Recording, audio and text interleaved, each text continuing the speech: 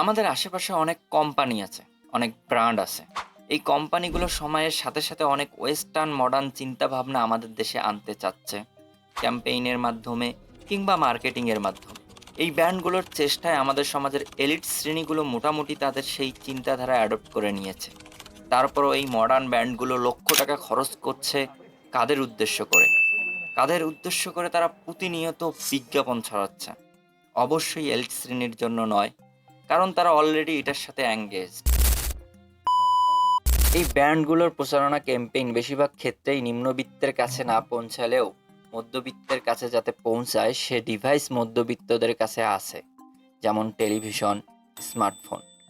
আমাদের মতো মধ্যবিত্তের বৈশিষ্ট্যের দিকে তাকালে আপনি একটা বৈশিষ্ট্য অবশ্যই খেয়াল করবেন, সেটা হচ্ছে আমরা মধ্যবিত্তরা মাঝে মাঝে উচ্চবিত্ত হতে চাই।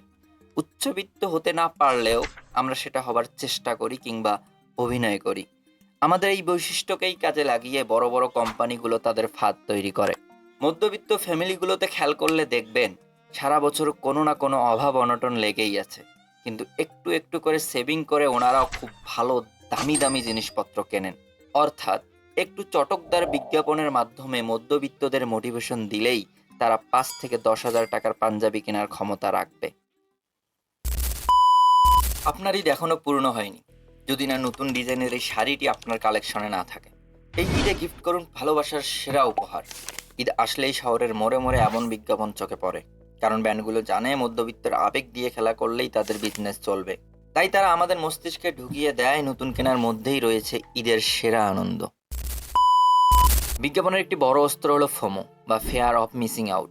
এই পদ্ধতিতে তারা মূলত আমাদের মাঝে একটি ভয় তৈরি করে, যার দরুন আমাদের মনে হতে থাকে যদি এবছর ঈদে আমি আড়ং থেকে একটি পাঞ্জাবি না কিনি তাহলে বন্ধু সমাজে কি আমার মান সম্মান থাকবে?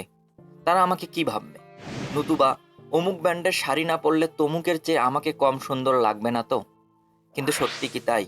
আমাদের আগের প্রজন্ম কি এত কেনাকাটা করতো? ঈদের আনন্দ কি শুধু নতুন জামা কিংবা ব্র্যান্ডের জুতার মাঝে সীমাবদ্ধ? ঈদের আনন্দ কাপড়ের মধ্যে নয়, বরং আপনি কতটা আত্মশুদ্ধি অর্জন করতে পেরেছেন তার মধ্যে নিহিত। কিন্তু এই সত্য কথাটা বড় বড় ব্র্যান্ড চায় আমাদের ভুলিয়ে দিতে। তারা চায় আমরা শুধু ভোক্তা হই, মানুষ না। এবার ঈদের কেনাকাটা করার আগে একবার ভাবুন, আপনি যা কিনছেন তা কি সত্যি আপনার প্রয়োজন, নাকি কেউ একজন আপনার মাথার উপর সেটা চাপিয়ে দিয়েছে?